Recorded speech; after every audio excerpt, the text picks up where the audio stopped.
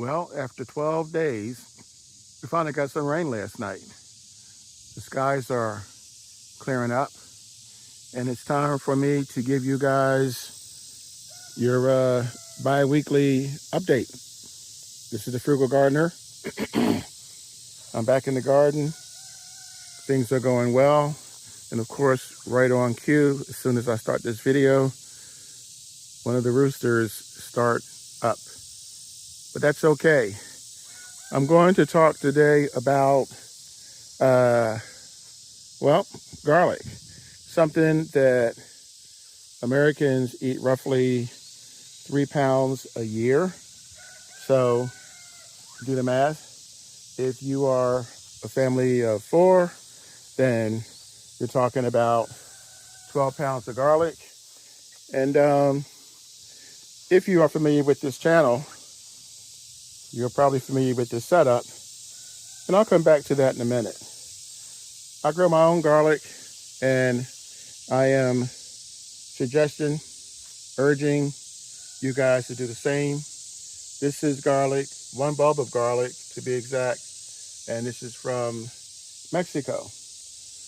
The reason why I grow my own garlic, well, actually, there are several reasons, and that is 63% to up to 80%, depending upon whose triggers you use. 63 to 80% of the garlic is imported from China. Now, a lot of this garlic, I'm not saying that it's all Chinese garlic, but a lot of garlics in general are bleached with chlorine. They have pesticides. They're sprayed with chemicals to prevent it from sprouting. And basically, it's stuff that you don't want in your food. I Googled this on, I went to Walmart's website, and at the bottom, if you Google elephant garlic, at the bottom, it actually comes with a warning. Yeah, and it says that it may cause cancer. And I guess that's because of the chemicals. I don't know. So that's something you might want to do your own research on. But back to the reason why, well, that's one of the reasons why. But another reason why I grow my own garlic is because I also researched this, and 1 pound of elephant garlic is $18.95. That's now. Of course, that's going to go up. Before you know it, it's probably going to be $20 a pound. And again, I said to you a minute ago, 3 pounds. So that's $60. $60 times 3, 4. How many people are in your household? Do the math. So what I'm going to do is plant this garlic. And it takes about 6 to 8 months for it to grow. I usually plant it around this time of the year, so it overwinters, and then I harvest it in the spring or summer. I recently did a harvest of the garlic that I planted last year. I planted about 20. I think I got about 17 or 18. I used a few of them already, but it worked out really well. I do it almost every year. So let's go. Okay, so here we are. I'm only planting 6 right now. I usually plant 3 times that much. In fact, I will later on. It is, well, almost mid-August. So a lot of my garden is still being occupied with tomatoes, potatoes, squash, cucumbers, and, you know, who knows what else. So I'm starting these off just primarily to get you guys started. If you're wondering about the depth of this container, it's not very deep. Does not need to be very deep. Garlic's roots aren't really that deep. The rule of thumb is to plant your garlic twice as deep as the height of your garlic. I don't usually go that deep, and just gently, lightly cover it. I keep the paper on it. It gives it a little extra added protection, and just cover it. And I try to keep it watered, not too wet, until the winter. It does go dormant during the winter time. One of the things that I wanted to mention to you guys, I mentioned earlier about dyes.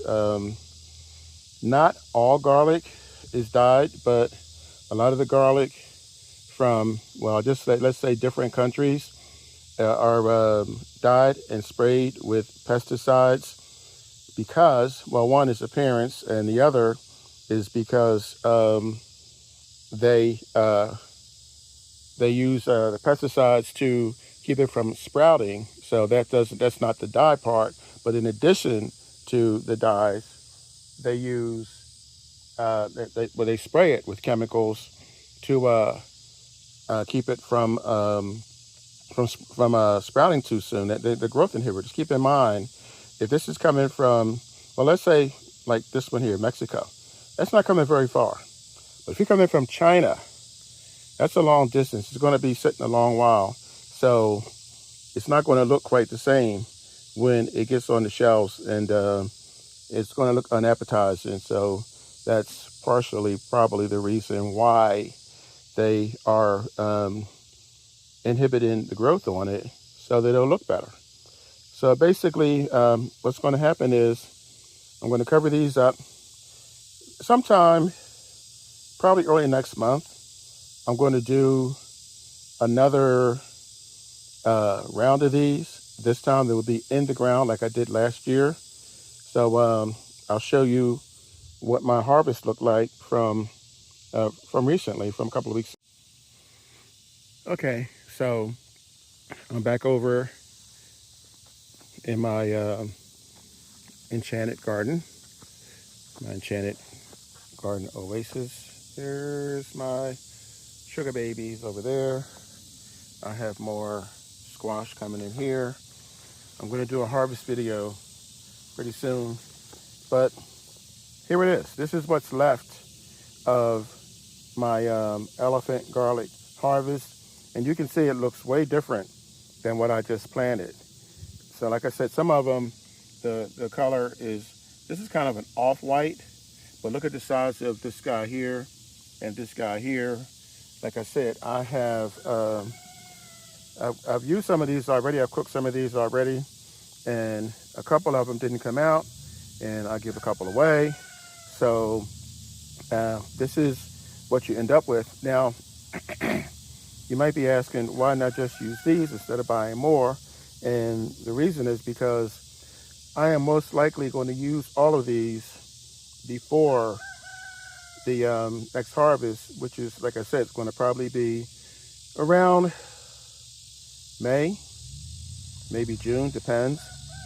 I'll go through that video when the time comes, so you'll know when it's time to actually harvest. But right now, this is what I have that's left, probably about a dozen or so still in here that I will continue to use for the foreseeable future.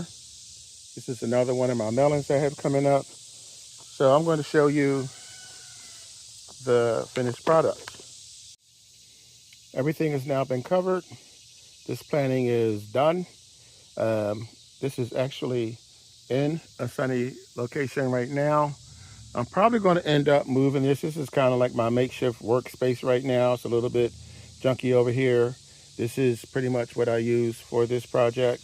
And I will probably move this over here somewhere because it gets more sun. So these will grow, these will sprout until the end of summer. Then they'll go dormant.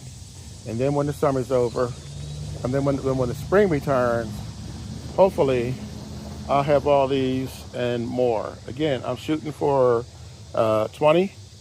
I have 9, so I need to do a minimum of 2 more of these. I'll probably do 3 because sometimes, you know, you have a couple of misses, and this way, you know, I'll get the whole thing through. I'm working on a video, guys, that is going to help you through this grocery, I don't want to call it a crisis, but it's basically going to be how you can offset your food budget by growing after the end of the summer. A lot of people are hobby gardeners or gardeners that basically you start in May, you end in July or August, and pretty much that's it. I don't know if most of us can afford to just stop gardening and the end of the first planting. And I mean, we plant what? Squash, cucumbers, tomatoes. That's like the trifecta. That's what people generally plant in the spring. And I think we need to kind of broaden that. Well, I know I do here, and hopefully you guys will after this next video. But at any rate, we're going to talk about the first frost date. We're going to talk about the solstice, first day of winter, and I'm going to walk you through how you can have a second planting which will help offset your budget. So that video is coming up soon. Not going to hold you guys. As always, please subscribe, and for this video, please click like. Again, please click like, please share, and remember, when you grow your own food, you'll always know where it comes from. Catch you guys on the flip side. Enjoy your day.